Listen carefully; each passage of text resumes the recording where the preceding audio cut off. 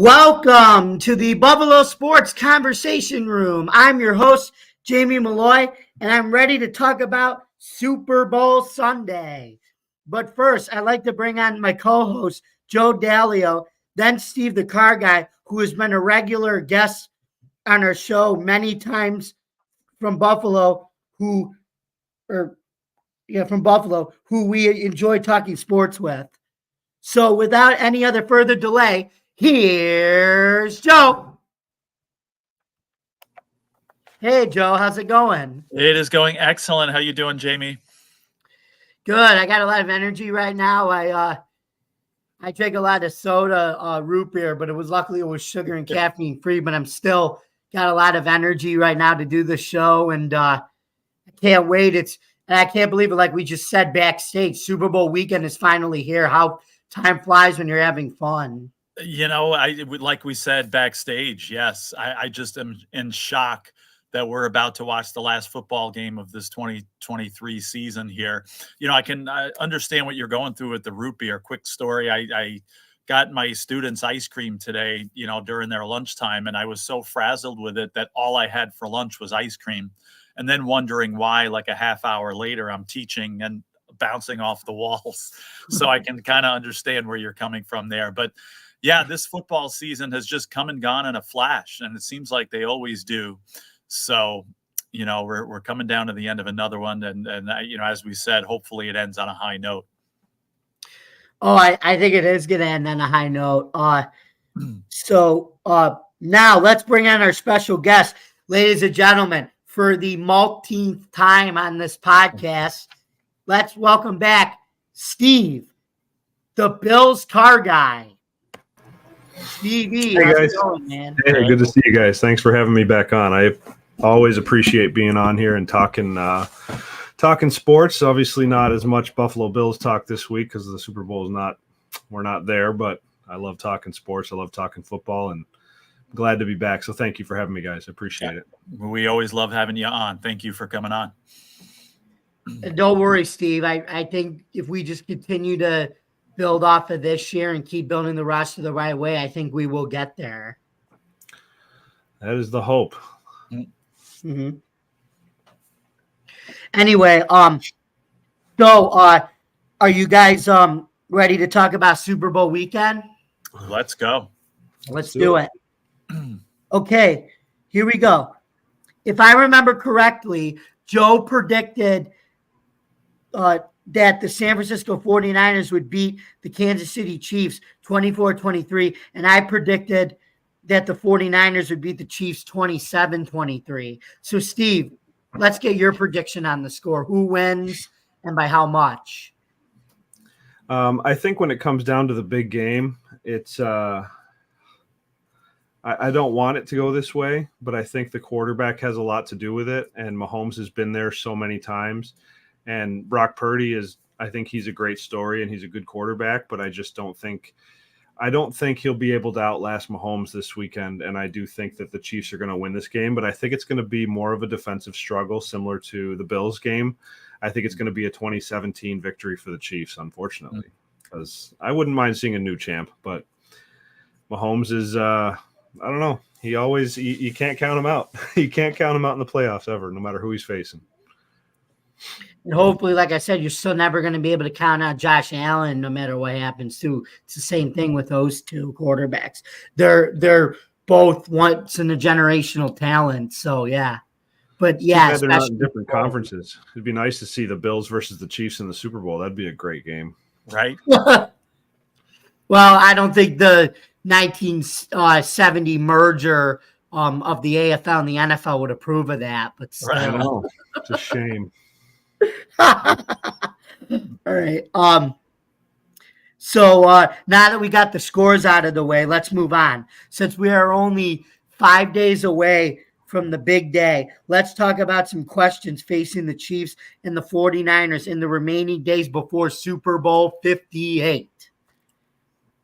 Now that the Kansas City Chiefs will be going back to the Super Bowl for the second straight year with Patrick Mahomes leading the team. Joe, do you think that it gives Mahomes a big advantage over Brock Purdy because Mahomes was already there last year and this is Purdy's first rodeo at the big game? Yeah, I think it definitely does. And you're right. I did predict the 49ers to win this game 24-23, and I'm going to stick with that prediction. But I've looked into some things since we talked last, and I've thought about some things since we talked last. And some of the things Steve said and this question here, I definitely thought about this, and it kind of makes me doubt the accuracy of my prediction, because I definitely think Mahomes has a decided advantage over Purdy, just because of the experience, just because of his track record, just because of just the pedigree, and this guy knows how to win in the playoffs. Purdy, he's proved himself in some ways, but he seemed very shaky this year. I mean, there's the partly chance here that the Green Bay Packers are playing in this game against the Chiefs. There's a part of a chance that the Lions are playing in this game. Just because, Purdy, now you got to look at both sides, I guess, because he got off to bad starts and was shaky in both games, but yet found ways to win. And especially with the second half that he had last week and that great comeback from being down 24-7, you got to give him credit. And, that he's got that ability to come back when he's down. The problem is if he gets too far down against the Chiefs, I don't think he's going to be able to dig out of that hole. So I think just because, again, the experience that Patrick Mahomes has, he's got 2 Super Bowl championships, was in another one. Purdy doesn't have that yet. And it's going to be very interesting to see what happens here. I think definitely, again, give him some credit.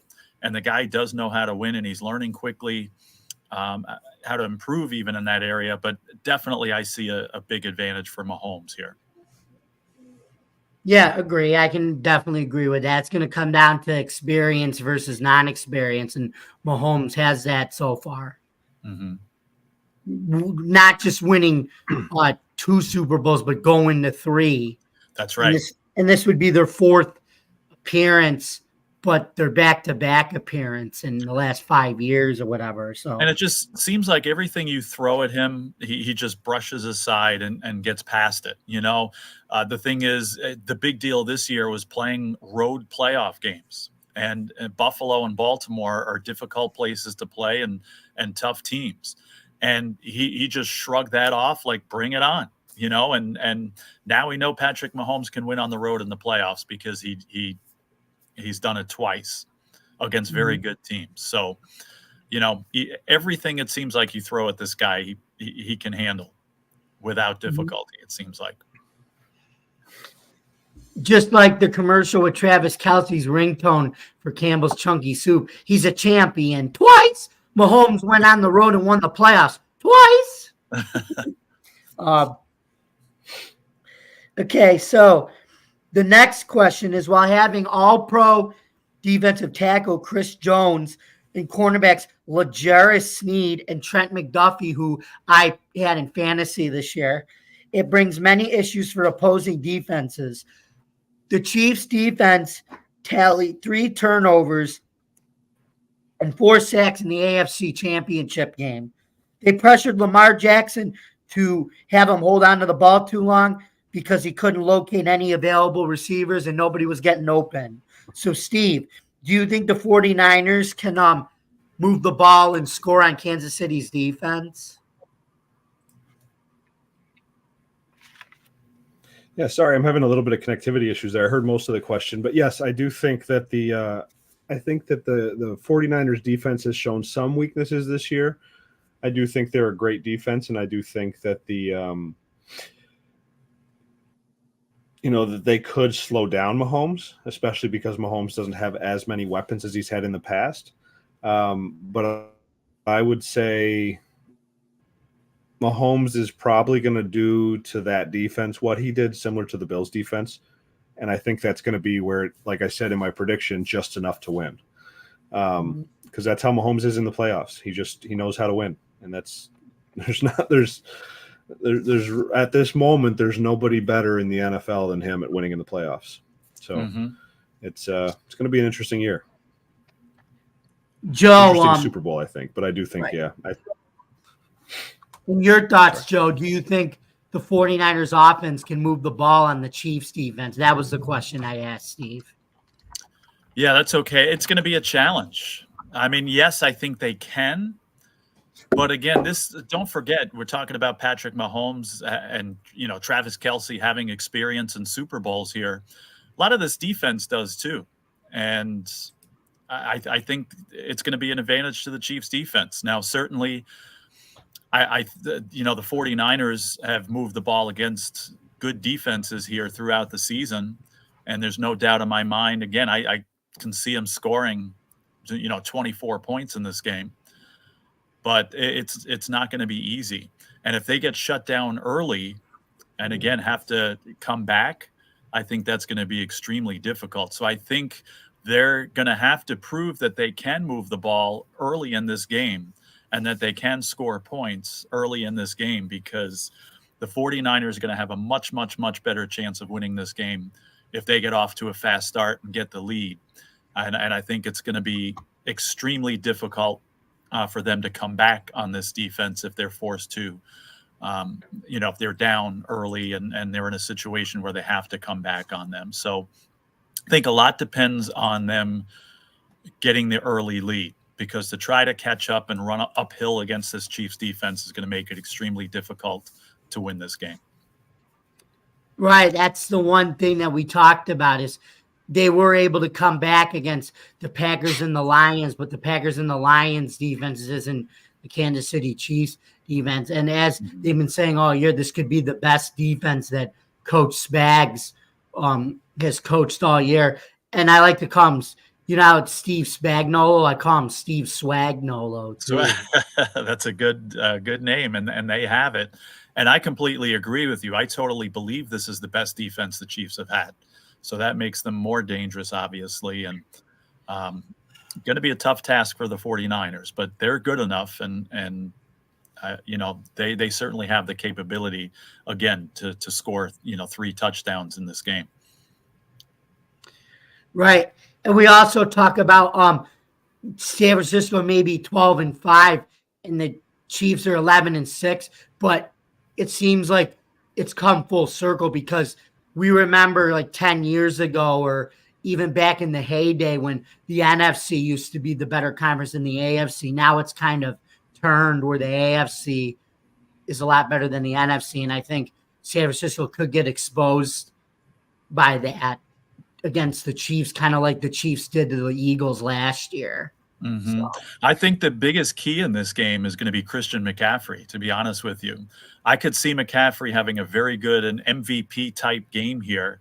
And that might be the difference, that if the 49ers are going to win this game, it might be McCaffrey, the veteran here. Everybody's talking about Brock Purdy and what he has to do. Don't forget, you got this guy McCaffrey who knows how to run the ball and is a veteran. And I could see him having an MVP type performance in this game and being the key to a 49ers victory if they do indeed win. So big key there. However, if the Chiefs stop McCaffrey, I think they don't have a chance. Yeah, I agree with that. And you got to remember the last Super Bowl, they didn't have McCaffrey running the ball. This one they do. So right. It's amazing how things change in 4 years. So, and if I'm not mistaken, this is McCaffrey's first Super Bowl ever, right? Or yes, was he? Did he play with the Carolina? No. So I think this is his first Super Bowl, and I think he's going to want to prove something. Yeah, definitely. He's definitely has a lot to prove. The next point, with Brock Purdy getting San Francisco to the Super Bowl, he had to beat Green Bay on a game-winning drive, then overcame a 17-point halftime shortfall to beat Detroit in the NFC Championship game. The second-year quarterback threw for 267 yards, 1 touchdown and 1 interception, while rushing for 48 yards. There used to be many questions if Purdy was established enough for comeback opportunities. Joe, do you think there are any more questions about Purdy's confidence in high cooker pressure situations? High cooker pressure situations? No, like I said, I think he's proven himself. He still has to win a Super Bowl to prove himself even more. And again, stop playing from behind, and it's not going to work against the Chiefs. But no, I think he's definitely proven he can handle it. And again, when you come back in a conference championship game from 24-7 at halftime, I think that's all the proof you need right there. And again, they could have easily lost that Packers game, and he could have lost his composure. And, imagine the difference. He could win a Super Bowl here. What would have happened if the 49ers would have lost that game to the Packers? Then I don't think we're having this conversation a year from now. I think there's going to be a lot more doubts about Brock Purdy, had they lost that Packers game. But even if they don't win this game, I think he's certainly proven himself, and that if the 49ers end up in this situation again in the future, I think they would have a lot of confidence in him to take the final step and win the Super Bowl. So yes, I totally believe he's proven himself. I definitely agree with that. Joe, what are your thoughts? I mean, Steve, sorry. What are your thoughts, Steve? So I really like Brock Purdy. I like him off the field, on the field. I think he's a good player. I think the Lions game, I think that was more Dan Campbell losing the game rather than Brock Purdy winning the game. I think there were some poor choices made in that game by the Detroit Lions, which is unfortunate, because I wouldn't mind seeing them get to a Super Bowl. I think that'd be really exciting for that town. Mm-hmm. But one at a time. Michigan just won the national championship, so we'll just you'll get yours eventually. Detroit, they're a good team and they have good staff, good young talent. So, but and like I said, I like Brock Purdy, but I'm not as impressed with him as some other people would think. I think he's a great story, obviously, Mr. Irrelevant to now being in the Super Bowl. But I was talking to someone the other day, and I was like, could you imagine Josh Allen on that team? Right? You put Josh Allen in that 49ers team, or even Mahomes on that 49ers team, right? Like what Mahomes is doing with an older Kelsey and young receivers and a great defense. You put him on a team with Deebo Samuel, Brandon Ayuk, George Kittle, Christian McCaffrey, a great offensive line and a fantastic defense, or Josh Allen, for the matter, that 49ers team is going 20-0, in my opinion, right? I mean, that, you know what I mean? So that's why I think Purdy is a good story, because he's getting them there. But he's also just kind of I feel like he's just, I don't know, like a teenage driver with their permit sitting in a Ferrari, like that's the way I look at it. It's they're not really sure how to drive yet. They're not really sure how to, where the clutch is or anything like that. But they're like, wow, this car is fast and it's really pretty. And it's, it gets me from A to B. And that's where I think that's what Purdy is right now. Or in this case, it's really Purdy. Yeah, it's real Purdy. Jamie, you and your puns, man. You got me all the time. I love it. But yes, no, I think that I think he can win a Super Bowl with this team because it is that good of a team. But I also remember what they do against good AFC teams. They got blown out by the Ravens, like annihilated by the Ravens. And I think the Chiefs are not better team. I think the Ravens were a very good team that just fell short in the playoffs. They just had a bad week. But I think, like you said, Jamie, the AFC is so much stronger than the NFC as a whole that when the NFC teams, i.e. Dallas playing Buffalo, like it's just a better conference. And I think Mahomes is playing against better competition all season long. And I think then again, his playoff experience comes into play. So Purdy, again, hopefully I'm wrong about all this. I wouldn't mind seeing Purdy win one. And I think McCaffrey's deserving and Deebo Samuel's deserving. The defense is. But again, I think that Purdy is more of it's a nice story, but I think it's going to come to an end on Sunday. That's fair. And I actually think I'm going to have to agree with that. Yeah, I think Purdy's story comes to an end and Mahomes' legend just keeps getting bigger, and then Allen continues to grow his. So There you go. Moving on to the next point, the fact that Kansas City's offense has three of the most key players on their team in wide receiver Rashid Rice, running back Isaiah Pacheco, and tight end Travis Kelce. Steve, do you think that Patrick Mahomes will still need to produce big stats for the Chiefs to win the Super Bowl? I don't think it's a need this year for him. I don't think he has to have a Superman game because they have that good of a defense. I mean, their defense is top notch. Like they said, it's the best defense that Mahomes has ever had behind him, on the other side of the ball from him. So I don't think he needs big stats. I think Pacheco that dude, I saw a clip of this guy saying Pacheco runs like he hates the ground. And if you think about it, like it looks like he's literally trying to stomp the ground further into the earth when he's running. And he's a hard runner. I don't dislike Pacheco at all. I don't like what he does to the Bills, but I don't dislike him at all. Mm-hmm. I think he's actually a very good player to watch on the field because he runs hard, and then when the play's over, he gets up and runs back to the huddle. He doesn't trash talk. He doesn't get in people's face. He just does his thing. Mm-hmm. And I think Mahomes has just the right weapons around him to where he doesn't need to have a monster game to win the Super Bowl. But he very well could, right? I mean, he could throw for 303 touchdowns if he needs to, but I don't think he will this weekend. Okay. Joe, your thoughts? Yeah, I agree with a lot of what Steve just said. He doesn't need to have big stats in this game. I think he will, but a lot of little plays. I could see him just getting a lot of 15-yard passes to Kelsey or Rice, even kind of a screen pass to Pacheco, let's say, and he runs it for 10 yards. So I don't think you're going to see a lot of big plays, if any, with this offense.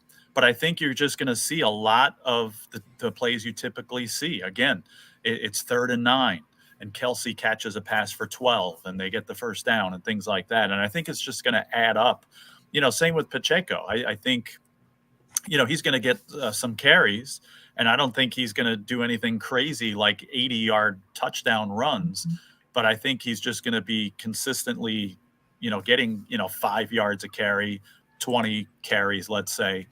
And, the stats are just going to add up. So, again, it's just such a productive offense that even though, again, I don't see a lot of big plays, I see a lot of the typical ones that you're going to look at the box score, on Monday and see, wow, yeah, Mahomes threw for 290 yards. But, like, what did he do? And it's just those little things that I think, could add up. He's fully capable of it. But, as Steve said, I agree with that. He doesn't really need to based on the guys around him. Yeah, exactly. But I also think defenses are starting to figure out how you can actually toy with Mahomes a little bit, how you can get him in those tough situations. Like before, it was just going after the quarterback to try to get him in lock situations. But hey, even if you focus on shutting down Pacheco or keying on the run a little bit, that'll help too. Because if you stop the run there when he's running, it'll put Mahomes in 3rd and long too. That's the key, though. The key is to do that, put him in those situations, but it's also about getting those critical stops in when you put them in those situations. And that's what I think the 49ers are going to have to do defensively. Yeah, and it's easier said than done. And, I keep saying it. That's why the Bills lost to the Chiefs, is because they could not get to Mahomes. That's the strategy. Of course, you have to, but they couldn't do it. And we did do okay against Pacheco, though, stopping the run. Our run defense wasn't bad, though. They did very well, with that. And that's why I think the Ravens kept themselves in that game, even though, it was only a touchdown game or whatever. And, it seemed like the Chiefs won by a lot more. But I said this last week, too. The Chiefs kept themselves in that game by their defense, and they gave themselves a chance to win. And they were getting to Mahomes later in the game and causing him to scramble, and he wasn't as effective. I mean, just their offense couldn't do anything. But it's easier, everybody knows, you got to get to Mahomes, you got to make him rush, but much easier said than done. Right, but like I said, at least now you have that other option to try to contain Pacheco and put him in the longer situations. So you have that, which is good. But it is easier said than done, Joe. You're absolutely right about that. Let me see. Steve, what are your never mind. We're moving on to number 5 right here, and it involves you know who. So Steve, bear with us because I know this has been talked to in a lot of sports media, TMZ, a lot of podcasts and everything like that. But we've had a lot of fun, or at least maybe a little too much fun, talking about Taylor Swift being at some of the Chiefs games, and she will definitely be at the Super Bowl on Sunday, but she's going to have to make one of those uh, heroic heroic trips flying into the stadium from Tokyo because she's got her Tokyo tour on Saturday. But you know she wouldn't miss this for the world to support her man Travis. So anyway, what's cool about this? FanDuel has posted ads on whether or not Travis Kelce is going to propose to her at the end of the Super Bowl. Joe, do you think that he will? And do you think he'll do it if they win, lose, or win or lose? All right. So I got a few things to say about this. Now, I'm not a Taylor Swift hater. I like some of her music, admittedly. I just hate the fact that she's like the center of attention for a Super Bowl, first of all. Again, I get recurring nightmares here. Well, first of all, let's talk about FanDuel. This is exactly why sportsbooks stay in business. All right, because you're going to get millions of suckers taking this bet, whether it's, yes or no. I bet on games, but you know what? And I'm not a genius. I mean, I win some, I lose some. I'm slightly ahead and overall my time, so I'm proud of that. But I study things. I look at statistics. I look at trends. I look at things like that, and I make educated bets. This is just an absolute crapshoot. It's a sucker bet, and you wonder, these guys spend trillions of dollars in advertising, it seems like, and so you wonder, like, how does DraftKings, FanDuel, all that make money? This is how you make money, by putting bets out there for people to take like this, and they're probably not even going to get 50-50 odds on this. Sports books put a juice on it. So, they're going to be betting $11 to win 10 for something stupid like this. So sorry if you like this, but it's a sucker bet. So first of all, that's my take on that. I told you a few weeks ago when after Christmas, when the Chiefs were down and out and people were kicking them when they were down, that I have this recurring nightmare that all of a sudden they're going to catch fire and make it to the Super Bowl. What happened? My nightmare came true. And I've been telling people all week, it's funny because even before you told me about this, Jamie, I was talking about this with people, not knowing we were going to be talking about it. And I kept telling people I have this recurring nightmare. Again, one of them's come true, so this one could too, that the Chiefs win a close game. First of all, that's a nightmare in itself. The Chiefs won a close game against the Santa Clara 49ers here. And then, you see the guys on the field. All of a sudden, Taylor Kelce comes running down from the stands. They embrace it on the 50-yard line. And you see the big tight end get down on his knee and propose. I've been saying this all week. I said, you know what? I'm not one of those people that believes in the, that the NFL is scripted or rigged. But I'm telling you right now, if I see this, I'm going to believe that. And I may never watch another NFL game again. That's not true. Of course, we all know that I'm going to watch. But I will be fully convinced that this league is like WWE if this happens. And it's not out of the realm of possibility. Upon saying all of that, I don't think it will. Again, I'm not going to take this sucker bet, but if I had to, if somebody, had me at gunpoint and said I had to make this bet, I'm saying no, it doesn't happen. But again, I just keep seeing this nightmare. And again, one of them's come true already. And it's not totally out of the question that this one comes true as well. Steve, you seem like a big Swiftie fan. What are your thoughts? Well, I definitely don't hate her. I don't like her. I'm bipartial with it, I think. It's not her fault. I don't think that she's the center of attention for the NFL. I think that's all the NFL's fault, in my opinion. Mhm. You know, like she's not asking to be put on camera after every time Kelsey looks at a ball or crosses a yard line. Like she's not saying, "Hey, put me on the screen." She's just in the box celebrating. Mhm. You know, and I think that we're just, as Bills fans, we're looking for another reason to be bitter against the Chiefs, and that she's the scapegoat in that. Like, oh, stupid Taylor Swift is the reason the Bills lost. No, it's not. You know, like, so with regards to the engagement, I see a comment there from Julie Miller. She said he has a tendency to have long relationships without engagements. So Travis Kelce and Taylor Swift, if I'm correct, started talking end of July and like started dating or so in like September. So that, I mean, they haven't been together that long. And I do personally think, I mean, Taylor's been with some other big name people, you know, like Travis Kelce's not the biggest name she's ever been with. Mhm. So I don't think a proposal is going to happen on Sunday.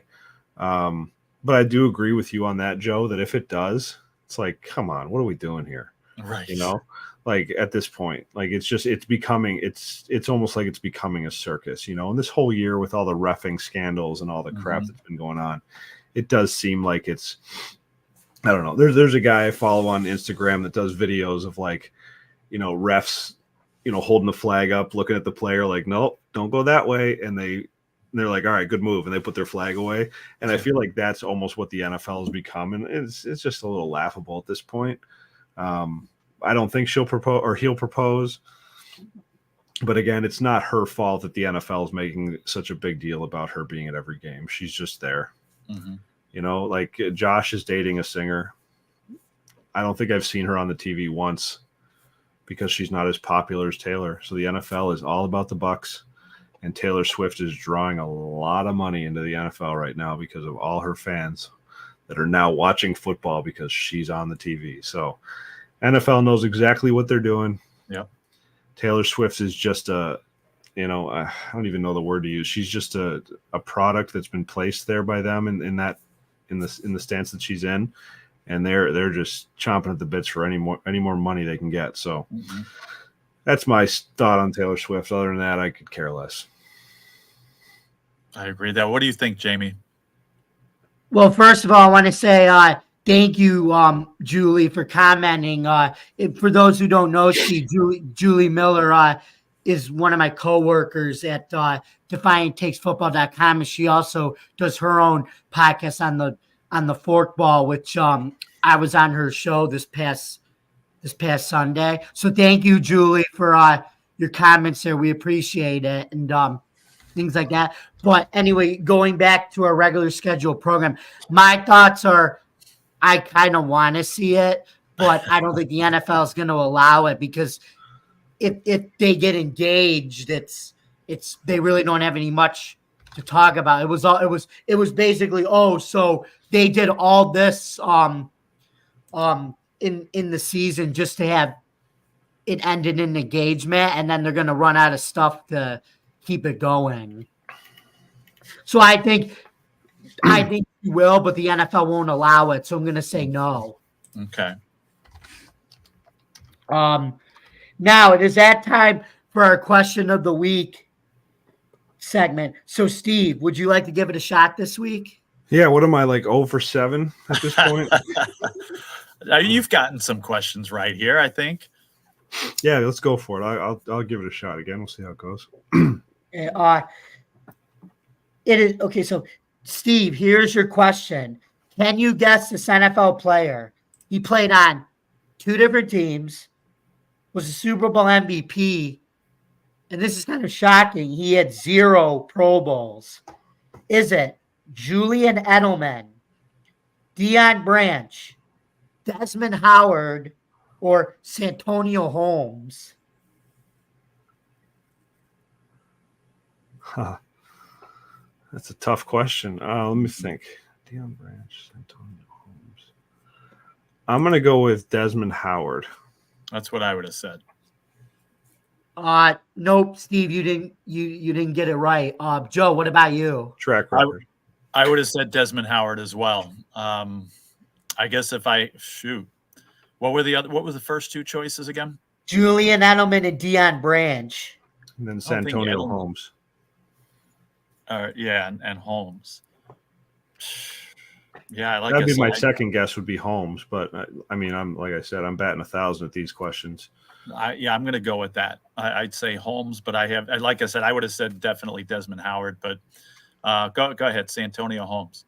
Sorry, guys, none of you got it right. It was Deion Branch. Okay, probably would have been my last choice. Yeah, right. I was like, Edelman was there, but I think he was only on one team the whole time, so definitely wasn't him. Mm-hmm.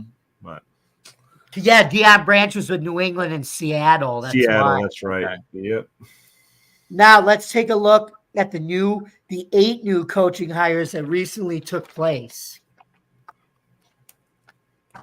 The Tennessee Titans hired Brian Callahan from the Cincinnati Bengals as head coach.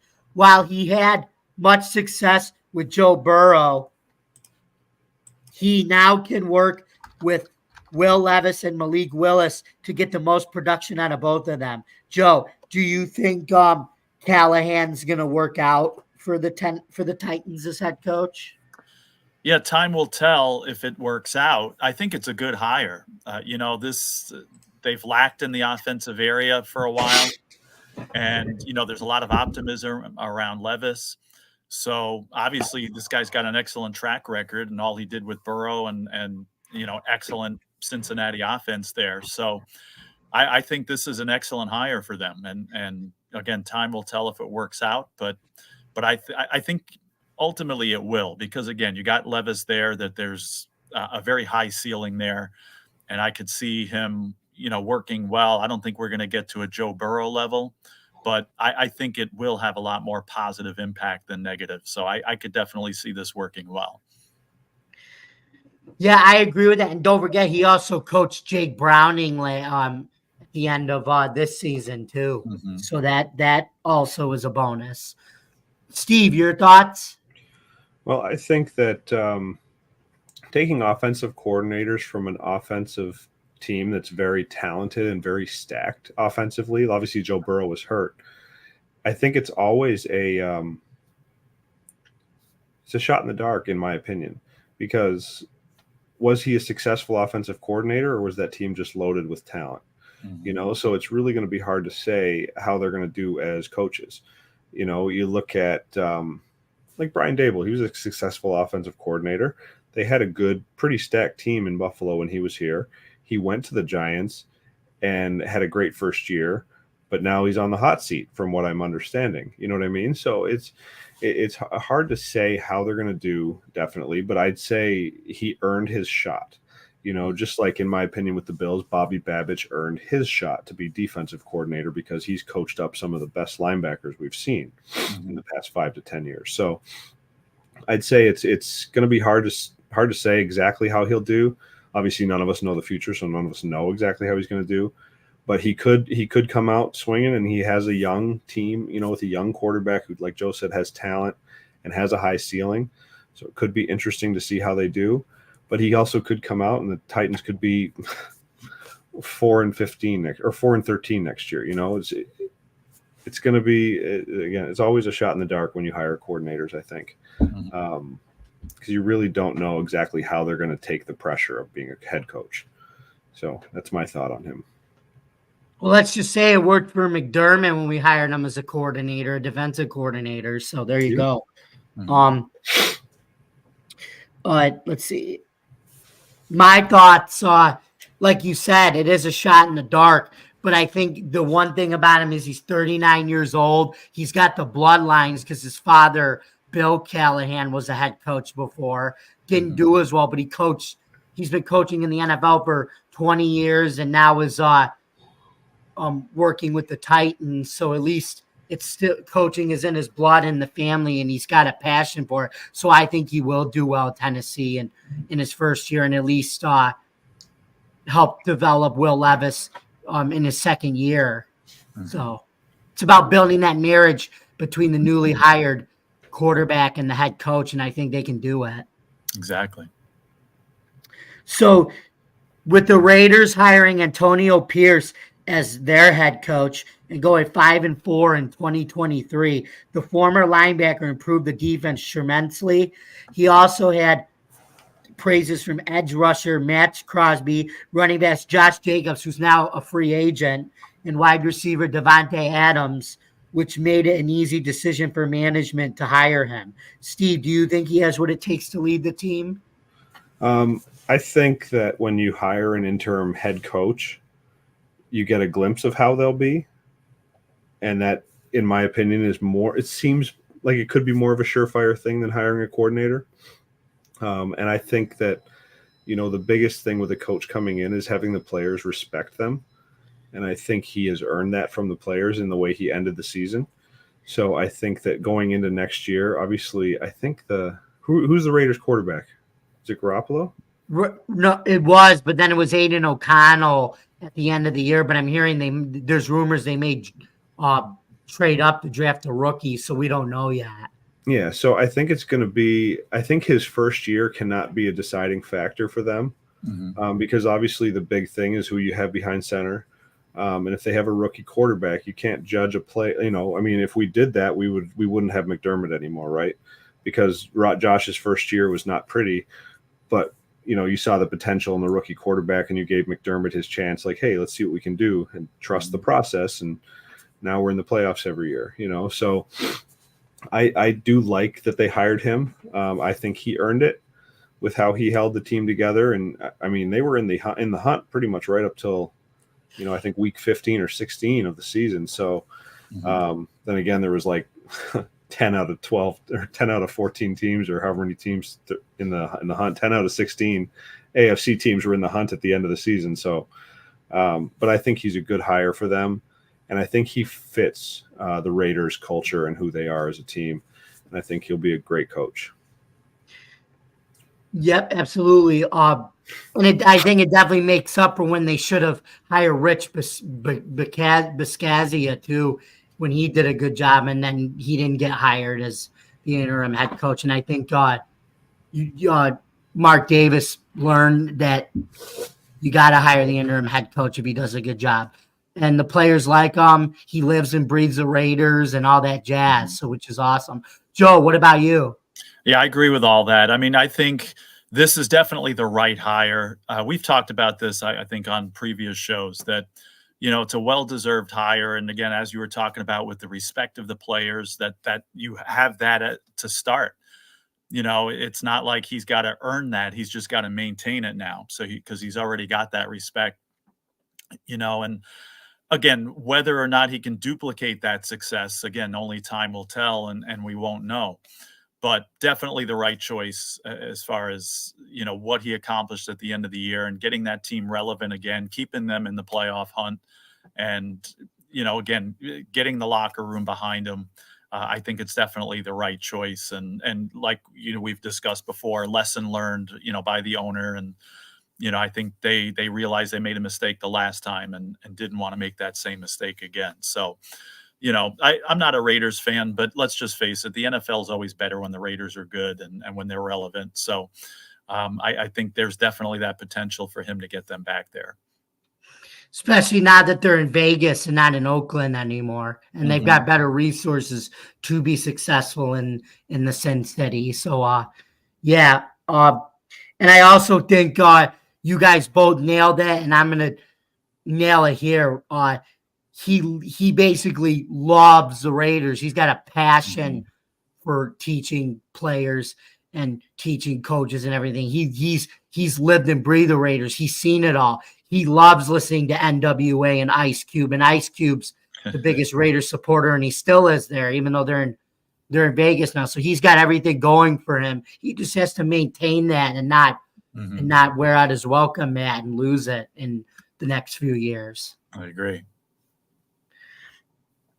The Seattle Seahawks hired Mike McDonald from the Baltimore Ravens. He is a defensive guru in helping with scoring defenses while turning first-round picks into winners. Joe, do you see him doing the same thing with the Seahawks, plus while still having Geno Smith at quarterback? Yeah, he broke all kinds of records with the Baltimore defense there. And again, that was partially due to the players, as we discussed a few minutes ago. But definitely a good hire. And whether or not we'll see record-breaking defenses here, I think it's an excellent choice, and his record in Baltimore speaks for itself. And that's really all that I have to say. He deserved an opportunity. Seattle, I think, is a good opportunity. And again, I think you'll see an improvement in the Seattle defense with him there. Again, he's the defense in Baltimore seemed to have a cohesiveness too. And if he can develop that same cohesiveness, with the Seahawks, not that they didn't have it with Pete Carroll, but I think if he can develop that same sense of cohesiveness, that's a bonus that maybe we don't see coming yet. But as far as, I think his record spoke for itself, and I think he definitely deserved this opportunity. And they had it with Pete Carroll. That was their calling card, the Legion of Boom, and still having great defenses after having to replace them, keeping them solid units every year. And the Seahawks said, we're not going to, after Pete Carroll left, the Seahawks said, okay, what do we want to do? We have this reputation of building great defenses. Let's not try to change that. We can hire Mike McDonald, improve the defense that Pete Carroll left, and then get a good offensive coordinator, continue to help Geno Smith, and then after Geno Smith leaves, get a rookie quarterback. Because they're going to they want to continue to keep playing D in there, and they're going to do that with McDonald. So, Steve, did I already ask you what you thought about? No, I think with him being a young coach, I think he's one of the youngest, right? He's like 36, 35, 36. Yeah. So, that's 4 years younger than I am. And I look at it and that's a lot of pressure for a young guy to come in. But my response to this one is going to be very similar to the Titans. Is he going to be a great head coach, or was he just in a really good spot with a great team in Baltimore? Time will tell, right? Obviously with this one as well. I think he's going into a better situation in Seattle than the Bengals. What's the Bengals offensive coordinator who went head coach? What's his name? Brian Callahan. I think that Mike McDonald is going into a better situation in Seattle than Brian is going to in Tennessee. Obviously for right now, Seattle is, some of their superstars or bigger names are kind of aging, right? Like Metcalf's not a spring chicken anymore. He's still a great player. Tyler Lockett's not a spring chicken. Geno Smith has been in the league for a long time. They got a pretty decent defense and some good running backs. So it's going to be interesting to see how he goes in there. Again, being young, I think there will be some growing pains for both those guys as they go into teams for the first year. And as I said earlier about coordinators, right, becoming coaches, right? You look at the San Francisco 49ers. They had both their coordinators a couple of years ago take head coaching jobs in the AFC East, of course. And Robert Saleh has been – I know they lost Rodgers, but, it's not been good in New York. In the Jets organization. It's not been great there at all. And Mike McDaniel is also – he's a good coach and he's got a pretty good offensive mind. But the Dolphins still haven't won a playoff game. So they're kind of teetering on hot seat, which is crazy to say. And that could very well happen for Brian Callahan or Mike McDonald as well in the next couple years. Obviously, I don't think the first year will do much. But, I think year 2 and 3 we'll really see what these guys are made of as they take the reins from the team. So it's going to be quite a year next year to see. This is a pretty big year of changes for coaches. So yeah, it's going to be interesting. I'm going to have to respectfully disagree with you on Saleh, though. Steve, I actually think when he first got there, he had a young team with a bunch of salary cap money. Then he did improve them in year 2. And then year 3, the defense was still good. It's just Rodgers was hurt. And then that's why they extended him and kept them for another year. They know it wasn't his fault given the situation, but that's fine. We can agree to disagree. That's why we have civil discussions on here. And I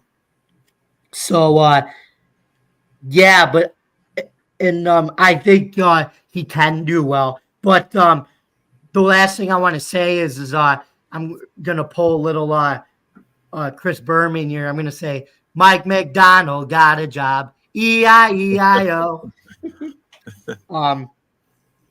Anyway, our last hire here, the Los Angeles Chargers. This is a pretty big one, NFL. So buckle your seatbelts and hang on to your chin straps with this one.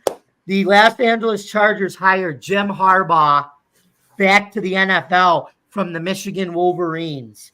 The successful coach just wins everywhere. He goes from winning the national championship at Michigan back to the NFL, where he'll have quarterback Justin Herbert with all the talent in the world to work with, while being able to deal with the team's projected $45 million over the salary cap for next year, and a defense that needs some retooling and some confidence to get back to being a great defense again. Steve, do you think Harbaugh coming back to the NFL and the Chargers can help the team going forward? I mean, you can't do much worse there with the talent they have on the offense and defense. Obviously, he's coming into quite a cap situation. I know that they have some really, really ugly contracts out there with some players that are aging, honestly. But I think the Chargers are similar to what I said about Brock Purdy earlier.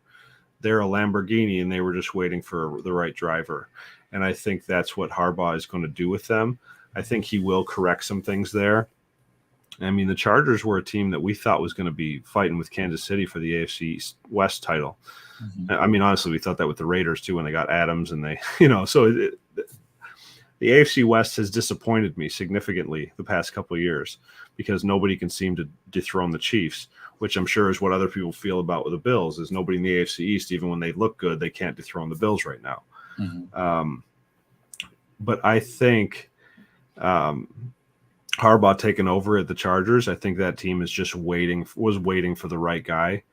And again, they have the talent. They could put up a fight against the Chiefs next year. But then again, we could be coming back at the end of the season being like, the Chargers did exactly what they usually do. They charged themselves right back into 5-12, So it'll be interesting, but Harbaugh's a good coach, and he's got the NFL experience already with the 49ers. So it'll be interesting to see how he comes back in and, embraces the NFL culture again. And I think he'll do fine there. He could definitely do that. I mean, his bro's doing well with the Ravens. Both of them are good for the sport because they're fiery, no nonsense type of coaches that are going to teach these guys to play the right way. And that the NFL, I think it's bucking the trend of hiring these like soft on players type of coaches. So that's why I think it's a nice hire. They're good for the sport. 100%. Joe, what are your thoughts? Yeah, this is a great hire mutually. I think of all the coaches that the Chargers could have gotten, I think Harbaugh is the ultimate one for their situation. Again, with a star quarterback who didn't have the proper guidance, now you have that. And I think for Harbaugh too, I think of all the teams that he could have ended up with and the team that he could potentially make the greatest impact with, I definitely think it's the Chargers. So it's mutually beneficial. I think I know that, I would certainly predict, we don't know anything here, but, I would certainly predict that the Chargers would be an improved team, but any, Super Bowl aspirations or anything like that, I actually think would take a couple of years, and things don't happen overnight, and with Harbaugh too. I mean, when he went to Michigan, he was almost run out of town and never got to the point where he's at now. So I'm not saying it's going to take a lot of years I almost said San Diego in LA, but we may not be in a Super Bowl type position for a couple of years yet, but you'll definitely see an improved team. You'll definitely see an improved culture. And again, both sides win here. Harbaugh's best outcome was this, I think. The Chargers' best coaching outcome was Harbaugh. So it's mutually exclusive, or mutually beneficial that it worked out great for both. Yep, I could definitely agree with that. So like you already basically said, good for the sport, good for a team like the Chargers who basically need a tougher on players attitude, and is a fiery guy is going to motivate his team, and he has a good reputation, so which is good. He's got a reputation. And that's what I think they need, a coach with a reputation, And which they didn't have before. They needed a coach that knows how to win, right? We constantly talk about all those 3-point losses that the Chargers had.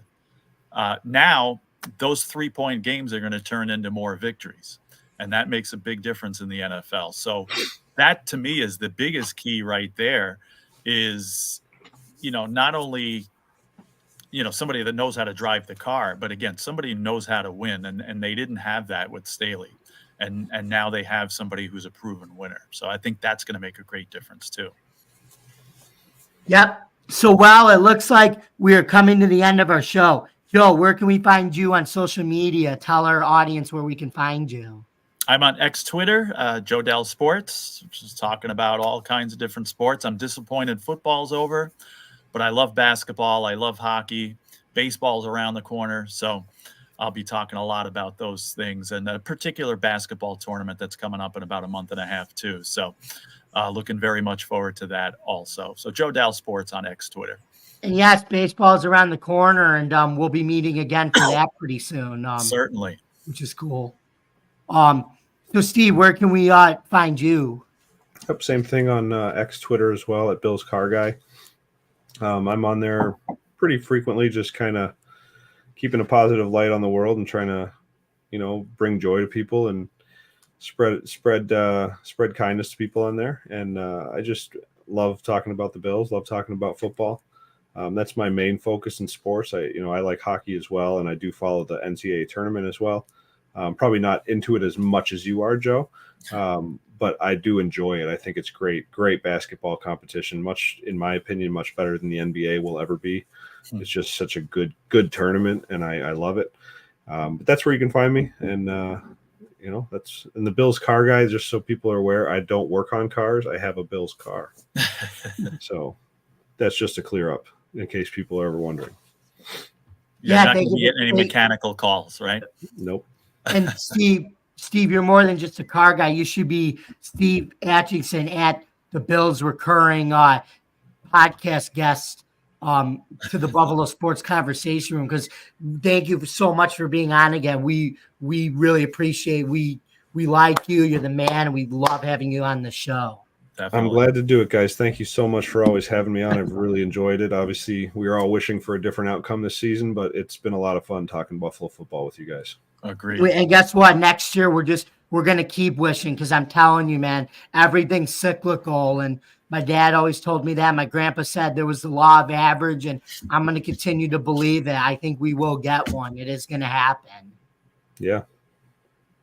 And then also, lastly, you can find me, yours truly, on Bill's Chat 1 at Bill's Mafia Chat, and at Jamie Malloy, the unbiased journalist, at DJ Dog Tags on Twitter, X, or the social media platform formerly known as the Bluebird Twitter account. Formerly had the Blue Bird. And then you could also find me at DefiantTakesFootball.com, where I write stories about the Bills, Syracuse football, and spring football. And keep in mind, folks, the first game of season 1 of the merged USFL kicks off Saturday, September 30th at 1:00 on Fox, when the Birmingham Stallions go to Arlington to take on the Renegades. So you don't want to miss that, folks, because everything's bigger in Texas. And I'm also writing about Syracuse football, where a story that I'm doing right now is about some of the latest recruits they've gotten under Fran Brown. And boy, Fran Brown just keeps working his recruiting prowess. And I can't wait to see if it's going to translate to the first year of head coaching Syracuse next season. And thank you very much for listening, folks. And remember, folks, we finally made it to Super Bowl week. Will Travis Kelce propose to Taylor Swift? We think yes, but the NFL might now allow it. And will Bill Belichick finally find a job? And to quote our friend Chris Berman, nobody still circles the wagons, even in a Super Bowl-less year, like the Buffalo Bills. See you next time, folks. All right. Have a great night. Bye, guys. Take care. You too.